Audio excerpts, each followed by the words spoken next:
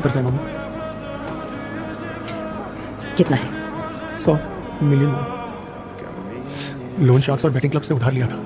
अगर अगले महीने तक वापस नहीं किया तो मेरी जान ले लेंगे। उन्होंने कहा मेरी आंखें, लिवर और किडनी बेचकर पैसे वसूलेंगे। और पता है मम्मी, वो साले किसी भी हद तक जा सकते हैं, इसलिए तो मैं घर से इतना दूर रहता था। मम्मी बस एक गेम और खेलेंगे और फिर चले जाएंगे, खुशी खुशी जिएंगे, कर्जा भी उतर जाएगा, कुछ पैसे भी बच जाएंगे, नई जिंदगी शुरू करेंगे। हाँ योगशिक, अगली बार एक नई जिंदगी। हाँ,